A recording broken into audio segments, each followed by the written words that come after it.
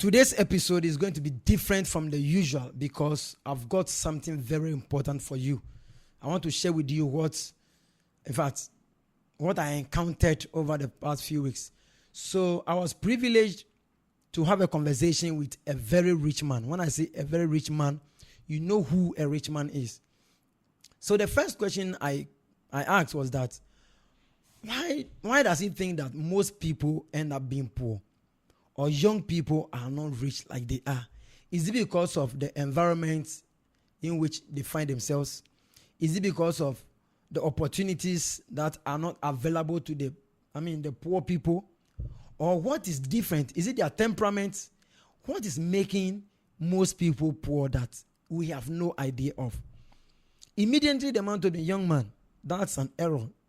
Even the way you are thinking, that's the way poor people think. Because opportunities are available for everybody. Then one of the things he said was that people don't save.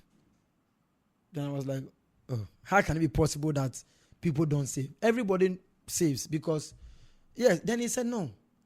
There is a difference between rich people's savings and poor people's savings. Then I asked, what's the difference?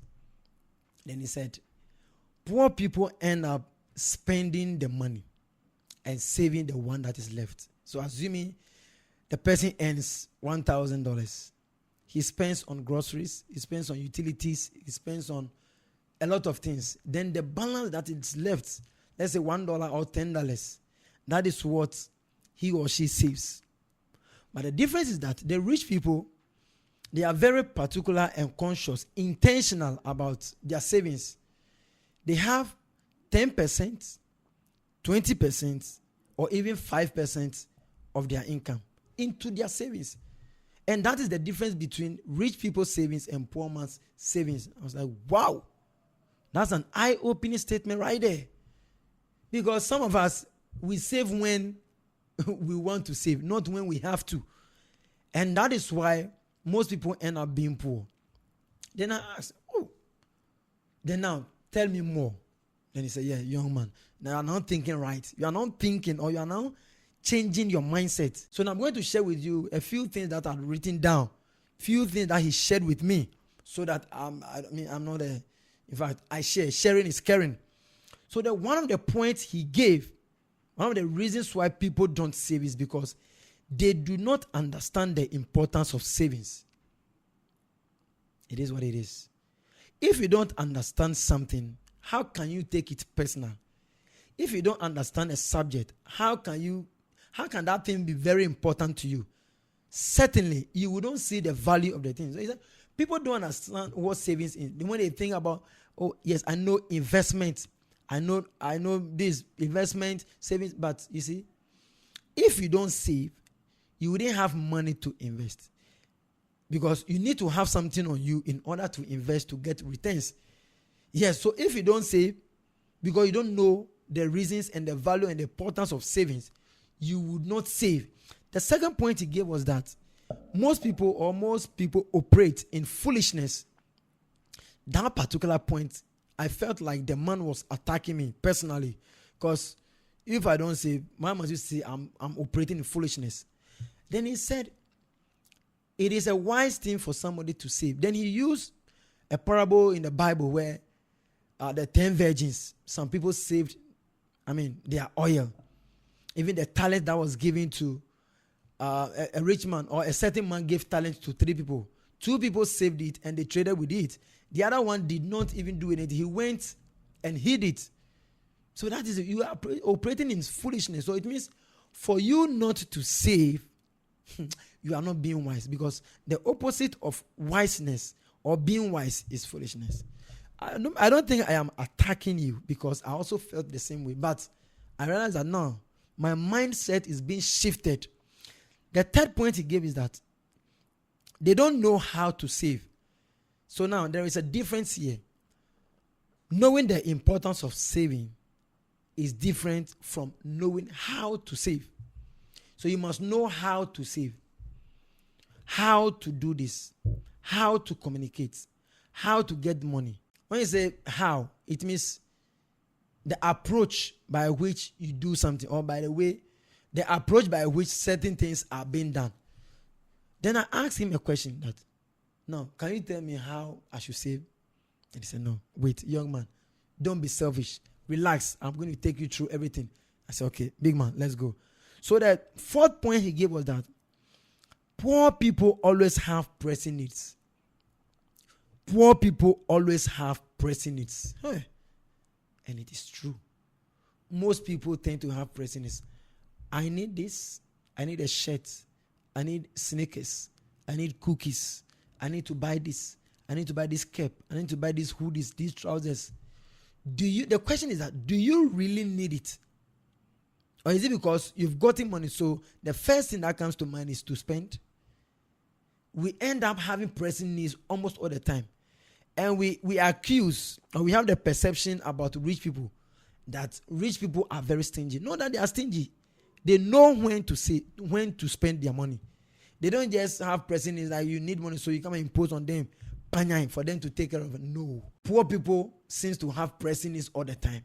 And that is what is making them very poor. If you have watched me to this far, I think it's the right time to subscribe to this channel. This is Wisdom on Wealth. Subscribe for more. Now let's move on. The fifth one is procrastination to save later. Everybody knows, or we all know, that procrastination is a thief of time. Procrastination is when you shift to do something now for the future. Instead of you to save $10, 100 cedis now, or I can save tomorrow. I'll save on Friday. No, I will even save at the end of the month. No, let me save in December. Let me save from November to December, so that by the end of the year, I'll have something in my pocket. The truth is that it doesn't really materialize. You end up not saving at all.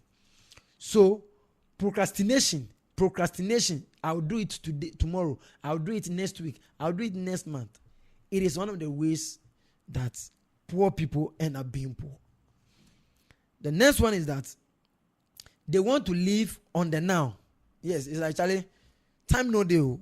Make we eat now. Let us eat now. Let us make merry, because we don't know tomorrow. So what if you die tomorrow? There is jollof, there is fried rice, there is bangkun, there is samosa, there is sandwich. Let us eat and be happy. Most people don't think about the future. They think about the present. And most of the time, they are being caught by surprises. Let me not waste your time. Then the seventh one is that they believe money will always be available when they need it. And that is a wrong perception. That is a wrong mindset, that money is always available. Let me ask you one question. Why is it that when you need money urgently, you don't have the money? It is because you thought money is always available and you can get it whenever you want to get it. But it is not true. The money that you save today will save you tomorrow. The money that you eat today, you end up regretting tomorrow. So yes, we shouldn't believe that money is available when we need it. Rich people, the moment the money comes, almost 70% of the money is into savings, investment. But poor people, the moment they get the money, I need to buy this Land Cruiser. I need to buy this. I need to buy that. It is making you and I poor. This is the time to change the mindset. Because if you remember, I asked him, is it because we don't have the same opportunities? Is it because we don't have the same privileges? Then he said, no, everybody makes money. Everybody have money. Everybody has money at a point. Nobody goes to bed on an empty stomach. At the end of the day, somebody can dash you 10 cedis. So if somebody dashes you 10 cedis, $10, save $1. The mindset of rich people, that is how it works. The next one, which is number 8, they rationalize that they cannot take money to heaven. This is a typical foolishness. We know that money cannot be taken to heaven, but why not enjoy it now? Can we not save for tomorrow, enjoy it, so that even if we go to heaven, there is no money there, we know that yes, we have enjoyed whilst on earth. So many people think that, or poor people say that money cannot be taken to heaven, so therefore, there's no need for me to save. If I die today, somebody else is going to take my money and use it anyhow. So I should know and I must not save. The ninth one is that they feel they don't have any responsibility. If you're not responsible, you wouldn't even think about savings. If you are not responsible, savings does not come to your mind, because you feel like, I am not married, I am single, I don't have, my parents are on their own, I'm the one fighting for myself. So if I have a few grains of rice, I have a few tin of milk, I am good to go. That is how poor man's mentality is. And this is the time to change that mentality. Don't feel that you don't have any responsibility. You have responsibilities. There are people looking up to you. Many people are looking up to you. Because if you have 10 cedis, you need that somebody wants you to get him or a bottle of water. So have it at the back of your mind that no matter who you are, you have responsibilities in your life. So therefore, you must save to meet those responsibilities. If you don't save today, the money won't save you tomorrow. But if you save today, that money will save you tomorrow. The last but not the least, it says that they lack the discipline and the grace to save. So it means it takes discipline for somebody to save. If you are not disciplined enough, savings wouldn't be part of you. I am not saying I'm perfect. No. If I am perfect, you say that by now I'm a rich man. But I am not perfect. And that is why I think what the man shared with me, it is very important to also share with my audience, because it is one of the ways of changing the mindset of poor people or people who are going to be poor in the future.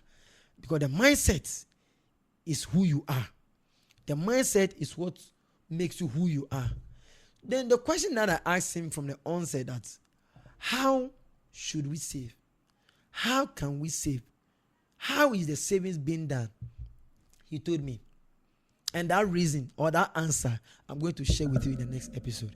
If you enjoy this, you know what you do? You know what you have to do, man. You gotta subscribe to the channel. My name is Wizzy. Wizzy. Don't forget, subscribe to this channel. If you want more, let me know in the comment section.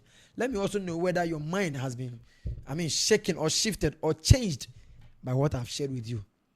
Until then, I'll see you in the next episode on how to save. Watch out. Bye-bye.